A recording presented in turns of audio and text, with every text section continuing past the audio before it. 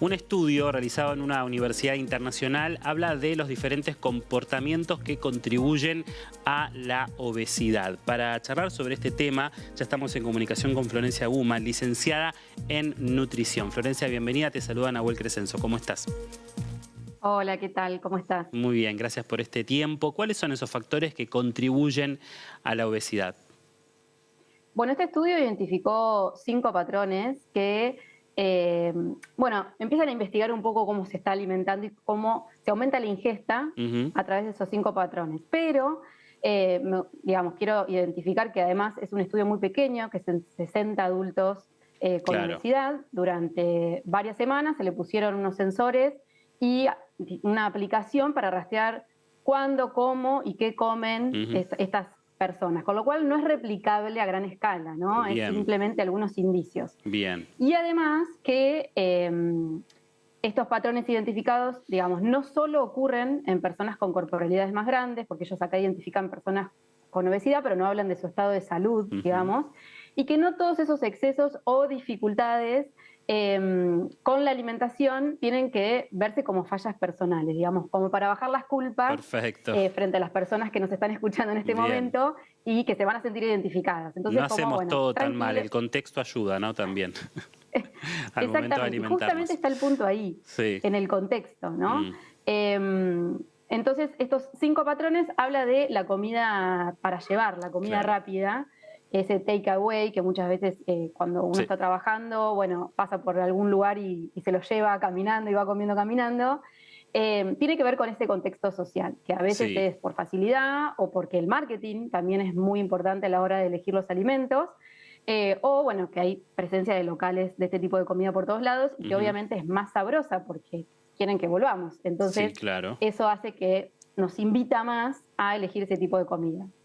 Otro patrón alimentario tiene que ver con comer mucho en restaurante, que está muy alineado al anterior. Pero se suma que cuando esa comida es parte de lo social, se prolonga esa comida y uno termina comiendo un poco más. Y esto pasa en todos los ámbitos, desde el fin de semana, o si vamos a un restaurante, o lo hacemos en casa, también pasa mucho eso. Otro patrón tiene que ver con la ingesta nocturna, que como que se utiliza para relajarse. Después de un día por ahí muy estresado a raíz del trabajo, por ejemplo, es el momento al final del día donde uno utiliza la comida para desconectarse. Entonces, bueno, esto lo que hace es alterar un poquito el tema de los ritmos circadianos, sobre todo porque terminamos comiendo más. La famosa recompensa, en ese momento, ¿no? Exactamente, utilizando con ese criterio.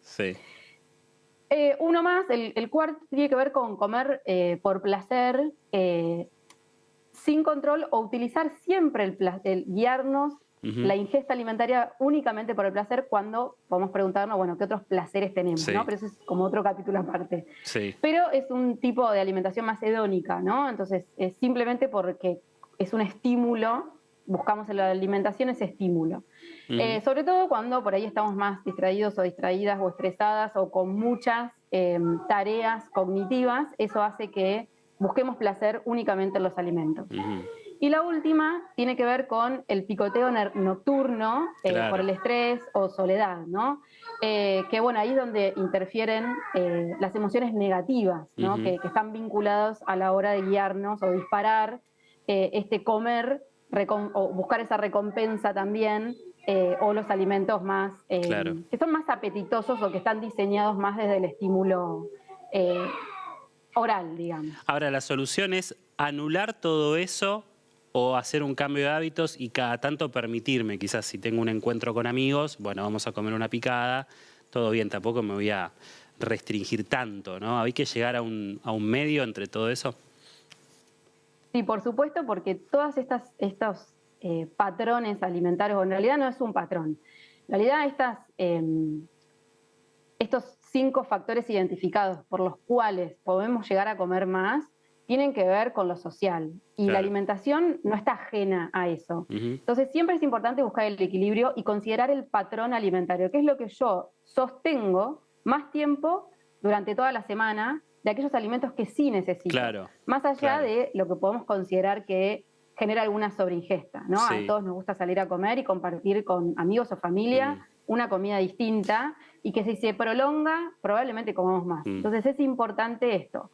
qué considero yo desde mi alimentación que sí necesito para crecer, desarrollarme y vivir mi alimentación de una manera también amigable, no que sea instalar desde estas concepciones un mal vínculo con la comida, sino por el contrario, bueno, ¿cuáles son mis criterios a la hora de elegir comer saludable y adecuadamente?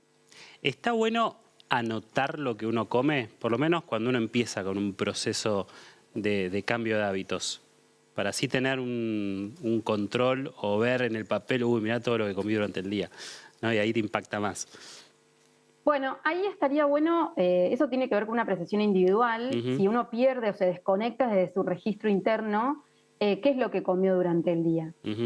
Pero bueno, hay pros y contras respecto a eso, por ahí en algunos tratamientos sí se utiliza el registro porque se busca justamente automonitorear la ingesta por estas desconexiones que puede suceder, sobre todo, por ejemplo, en algunos trastornos de la conducta alimentaria. Claro. Pero bueno, sí, los y las licenciadas en nutrición a veces solicitamos un registro para evaluar el patrón alimentario y ver qué es lo que se está comiendo. Pero si no estás en esas intervenciones, no es algo que sea un hábito recomendable escribir todo, porque por el contrario, inclusive puede llegar a obsesionarnos, como hay muchísimas aplicaciones que están en redes sociales y que también utilizan los y las adolescentes y que a veces, bueno, es la puerta de entrada para estos problemas alimentarios. Sí es importante algunas estrategias que también menciona el estudio y que está bueno como empezar a considerar, es hacer más consciente el momento de la comida, ¿no? Como prestar atención, no estar en el multitasking mientras estoy trabajando o haciendo otra cosa, comer, porque ahí se pierde ese registro de saciedad, por ejemplo. O por el contrario, si tengo hambre o aparece la señal de hambre, no apretar como posponer en el celular, sino atender a esa necesidad. Por eso evitar llegar con mucho hambre a la hora de la comida y ni hablar si salgo a comer, bueno, tratar de hacer esto, de atender esas señales. Y elegir también dentro de la alimentación variada aquellos alimentos que nos dan más saciedad, más plenitud, aquellos que tienen, por ejemplo, más fibra, ¿no? Las frutas, las verduras, las legumbres, los granos integrales, hacen que, bueno, pueda encontrar de una mejor manera la saciedad o escucharla, distinto a los alimentos o productos que son más estimulantes, como esa combinación de grasa, azúcar y sal, como los ultraprocesados, que nos estimulan a comer más o a no que tarde más la señal de decir, che, estoy saciada, porque no están preparados para eso, no tienen fibra. Entonces, bueno, ahí es donde también la ingesta por ahí es más difícil de regularla desde la autorregulación.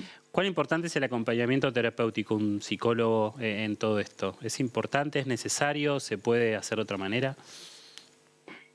Yo creo que siempre es necesario atender a la salud mental por cualquier ámbito, pero la relación con los alimentos también es una pata importante a trabajar con salud mental, sobre todo cuando hay desórdenes alimentarios, que cada vez se ven más en nuestro país. Entonces está bueno revisar, sobre todo con estas conexiones, ¿no? La emoción, el estrés, muchas veces condicionan la forma de alimentarnos, modifican las conductas, entonces también está bueno articular licenciado en nutrición con bueno, la psicología, también está bueno. Buenísimo, bueno, gracias por tu aporte, muchas gracias por este tiempo. Gracias a ustedes por el espacio. Hasta luego.